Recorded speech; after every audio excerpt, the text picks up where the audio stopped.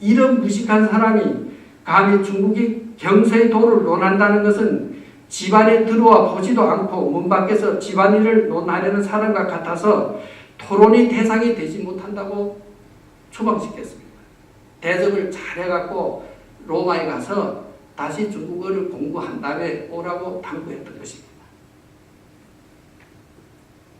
두 번째, 교단 정치와 권위와 교포 싸움으로 선교를 중단하게 했던 것입니다.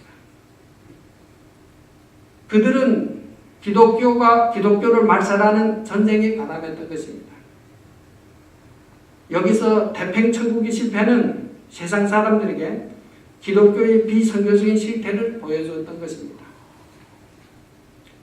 홍수전은 중국의 첫 번째 목사가 쓴 권세 양언을 보고 기독교를 믿었습니다. 물론 태평천국은 종교와 민족과 정치 3대 목적으로 혁명을 일으켰고 또 홍수전 자체도 성경을 너무 깊이 알지 못하기 때문에 여러 가지 이단적인 문제를 일으켰습니다. 그러나 그것도 그 자신이 습득을 한 그 미약한 지식에서 나온 거기 때문에 저는 능히 이해를 할 수 있다고 봅니다. 그는 천주교 교당에 들어가서 마리아상을 뒤엎었고 천주교 신당을 문을 닫게 하고 천주교 신자를 전부 기독교로 개종시켰던 것입니다. 이것이 천주교 신부님들한테는 빼이 사무치는 원한이 됐고 또 적대자가 되었던 것입니다. 사실 홍수전은 그 당시에 중국이 베이징, 상해, 남경 거의 중국의 4분의 1만 남기고 다 점령했거든요. 그래서 사실은 청나라가 거의 망멸에 올랐는데 천주교 신부님들이 홍수전이 만약 왕이 되면 자기들이 다 쫓길까 두려웠던 거예요. 그래서 중국의 청국을 협조해서 8개 연합군을 개입시켜서 9개 군대가 홍수전을 공격했으니까 여러분 상상을 해보십시오. 민간인 군대가 어떻게 정기 군대를 이길 수 있겠습니까? 그래서 2달 만에 태평천국은 무너졌습니다. 그래서 정말 중국 역사에서 정말 있을 수도 없을 수도 없는 이러한 기독교의 참비극이 있었던 것입니다. 세 번째는 바르지 못한 구제로 국교운동을 일어나게 했던 것입니다.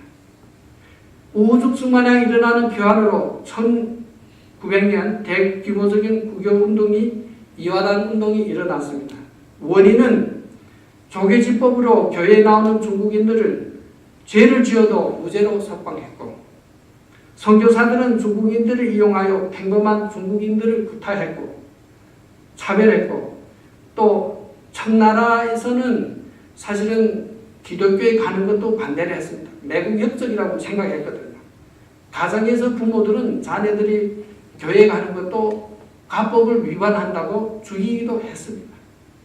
그렇지만 일부의 중국인은 굶주리고 허덕이고 죽기 됐기 때문에 쌀을 얻어먹고 돈을 가지려고 교회에 갔던 것입니다. 때문에 그 당시에 중국의 교인들은 정말 믿음에서 간 게 아니고 목숨을 생계를 유지하기 위해서 갔던 것입니다. 그리고 선교는 영적인 임의에서가 아니고 돈으로서 선교했기 때문에 사실은 구제에 불과했던 것입니다. 또 선교 일사를 볼 때 복음보다 정치적인 도구로 많이 이용됐던 것입니다. 아까 잠깐 말씀드렸지만 군분당의 실패로 중국 기독교는 벼랑 끝에 갔습니다. 왜냐하면 중국의 역사를 볼 때 19세기 이전에는 영국이 집권했고 19세기 이후에는 미국의 남북전쟁이 통일되고 국세가 있다 보니까 미국이 전 세계 기독교 선교를 주재했습니다. 2000년대 이후에는 세계 선교사들은 중국에 다 손을 내려놨지만 유독 한국인만이 열성으로 지금 중국 땅으로 진출하고 있습니다.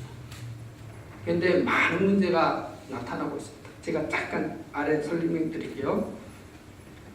사실은 국민당이 기독교 국적이 됐을 뻔했는데 그것도 미군이 역할하에서 중국의 기독교는 공산당을 반대하고 또 선전포고를 하는 그런 도구로 되었던 것입니다. 때문에 공산당이 집권하게 되자 중국의 교회는 참 팔도마에 오르게 되었죠. 근데 조선전쟁이 폭발하면서 중국의 교회는 탈구를 찾았습니다. 오요종 선생이 주울레를 찾아갔습니다. 주울레는 모택동한테 조심스럽게 얘기를 했습니다. 그때는 국민당이 대만에 있었고 미군이 조선으로 상륙하게 됐고 러시아가 중국을 견제했습니다. 그리고 중국에 있는 소자산계급들이 반란을 일으켰고 국민당이 들어오면 합작을 하려고 노력했던 것입니다. 모택동은 오직 농민, 봉기밖에 없었습니다. 할 수 없이 애국이라는 두 글자를 가지고 민족 자산계급이든 지주든 농민이든 학생이든 종교를 불문하고 나라를 사랑하면 다 포용해라. 이때 중국의 기독교는 살아날 수 있었던 것입니다.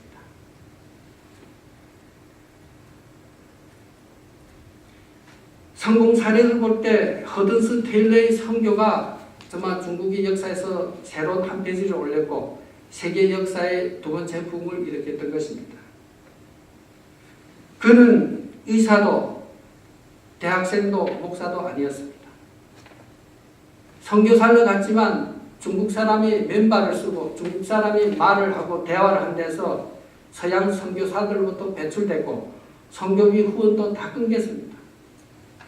그러나 그는 이것도 하나님이 자신한테 주는 시험으로 생각하고 감사한 마음으로 열심히 중국 사람들과 선교를 해서 중국 사람들이 마음과 동침해서 같이 울고 같이 웃어주는 그러한 협력이 가진 관계에서 중국에서 많은 붐을 일으켰고 또 이분이 유럽에 자비랑 선교할 수 있는 사람을 초청해서 또 중국에서 초교파적인 훈련을 갱관해서 1000명이나 넘는 정말 훌륭한 선교사를 배출했던 것입니다.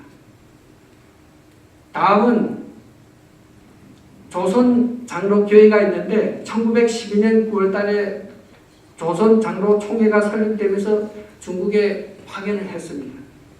그때 3명이 파견됐는데 중국이 하도 조건이 어려웠기 때문에 사실 극복할 수가 없어서 3분이 돌아갔고 나중에 다른 3분이 와서 또 아까 허든슨 테일러가 하던 방법으로 했던 것입니다.